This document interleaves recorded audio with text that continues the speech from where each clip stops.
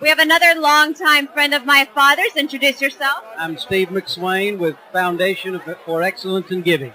Very good. Now tell us a little bit about your foundation. Well, it's an organization that helps churches in a variety of capacities, fundraising, leadership development, vision casting, that kind of thing. And you have an exhibit downstairs where people can pick up some information along with your latest release. Tell us a little bit about that. Well, I have written a book that just was released about 6 months ago called The Enoch Factor, The Sacred Art of Knowing God. It's about how to know God, walk with God, even beyond religion. So it's kind of a controversial book. We're not above a little controversy and a little shameless plug of products. So tell me, how have you been able to see any of your preachers today? No, I have not seen any of the preachers today because I've been manning that booth downstairs all day, but I'm going to get some in tomorrow. Very good. Oh, yeah. Yes, I will.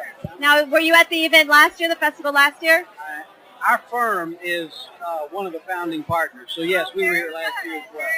Well, thank you so much. Thank you for stopping by, and we'll see you inside. All right, let's see it. We have another young preacher coming up right here. Lincoln, introduce yourself to everybody.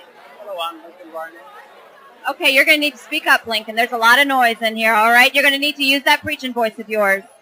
Now tell me, you're a young preacher. I'm from Hess, Arkansas, and I attend school at Morehouse College in Atlanta, Georgia. And how did you hear about the festival? Through the dean of the chapel, Dean Dr. Lawrence Edward Carter. Yes, he is. Your mentor. Yes. Hello, Dean. Now, have you preached yet? Yes, I did today at 3. And are you a little glad to have it over with? Yes. What was your topic? The title was Love Ethics, The Will to Love, Will You Love? Well, thanks for stopping by. We appreciate your time. Have a good time tonight. All right, another gentleman stepping up. Why don't you step right up here? Introduce yourself to everybody. Mike Reed from Fishers, Indiana, Fishers United Methodist Church, on the Board of Advisors. On the Board of Advisors for the Academy. For the Academy. And how'd you get roped into that? Your father gave me a call, took me out to lunch, and we've known each other since days at Georgetown College. Wined and dined you a little bit. Well, if going to lunch is whining and dining, he did, yes. It did I think twist my arm. I think that's the Baptist version of whining and dining, is going to lunch. It is. But it's a great privilege to be a part of this, and I've seen some exciting things today listening to some of the young preachers, and just the whole buzz of being here is a wonderful experience. So, Have you been able to see any of the preachers? yes, I have. Yes. Tell us a little bit about that. Well, I have heard male, female, African American, white, and every one of them, in his or her own way, brought a compelling message. A couple of them, I think, were initial first or second sermons, and I think they will develop over time. They've got the gifts and the calling and the heart, it seems. So, and then I heard some people who were very polished. Now, what advice would you give to these young preachers as they develop in their career? Pray and take care of yourself, your spiritual life, and be open to God always. Well, thank you for joining us today. All right, yet another contender stepping up here we have. Please introduce yourself. Hi, I'm Melissa Morrill from Colgate Rochester Crozier Divinity School. I'm the Vice President for Enrollment, and I'm here recruiting. So you have a booth downstairs? I do. And what sort of little things are you giving away? Do you have pens or candy?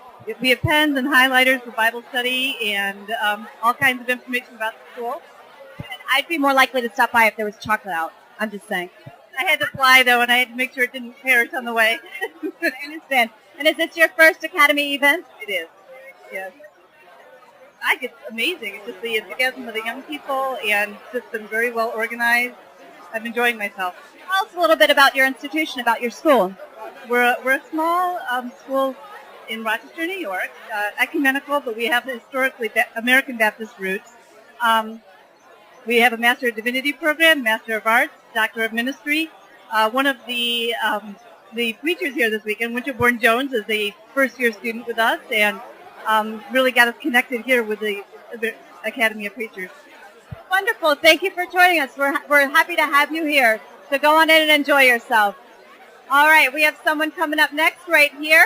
Hello, it's good to see you. Please introduce yourself to everybody. I am Father Martin Lineback, and pastor of St. Patrick Church in Louisville, but also the ecumenical officer for the Archdiocese of Louisville. Very good.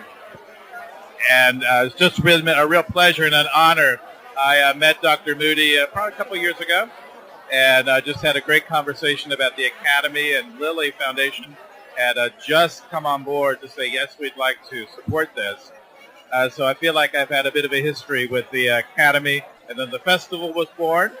So as a member of the Archdiocese, as the ecumenical officer, it's just a great thing to be a part of this. So you were something of a trendsetter in the area of the Young Preachers Academy, is that right? Well, from the Catholic perspective, I think, in the Catholic Church, not too many, if ever, occasions or events, organizations, if you will, have done something like this. And what was really attractive to me is, first of all, from the Catholic tradition, what we might be able to learn. And then secondly, from my knowledge in ecumenism, I think it's one of the few times that the Orthodox, the Evangelical, the Catholic, the mainline Protestants are all under one roof, and kind of establishing a friendship, which I think is just great. Absolutely, absolutely. And it can only yield great things. So we thank you for your time, and thank you for being here tonight. Enjoy yourself. You have another bright, shiny face here. Please introduce yourself to everybody. I'm Cher Winkley from Dallas, Texas, and I attend Criswell College. Very good. And in what capacity are you here today? Are you a young preacher or a mentor? I am a young preacher. I've been in ministry for 12 years now. Oh my. You've been in ministry for 12 years? That's okay. I'm surprised we've only had one person do that, so I consider it a success. Now, have you preached yet today? Or I preach tomorrow morning at 11. And now you said you've been in ministry for 12 years. So you started preaching when you were 6? Oh, yeah, 16. Yeah, yeah. So as someone who has a few years under your belt in ministry, what advice would you offer the young ministers? Just to stay on their knees and follow Jesus. That's been the key, because there are a lot of obstacles, that you face, that you experience, but I found that to be the most helpful. Just following Jesus and adhering to wisdom of others who are, more experienced and have been on the road of ministry a lot longer than I have. So, well, we're so pleased that you're here to join us this weekend. Very excited about being here. Now, do you have any other? Do you have friends here? Know any of the other young preachers? I've met a lot of new people, which I have absolutely, been. Yeah, I feel like it's fun, but I have 2 other people here from my college that have joined us, so we're having a good time. Go in there and get yourself some food, enjoy the music. Take care. All right, and this will be our last interview of the evening, so let's make it a good one. Please introduce yourself. I'm Father John Peck, director of the Preachers Institute and the pastor of St. George Church in Prescott, Arizona. Tell me a little bit about the Preachers Institute. Preachers Institute is a homiletics resource for Orthodox Christians. Has a lot of patristic material, a lot of Orthodox articles for Orthodox priests, deacons, and other clergy. And how did you get involved with the Academy? We became national partners with the Academy a little bit earlier this year. Very happy to do that. And there was an Orthodox participant last year.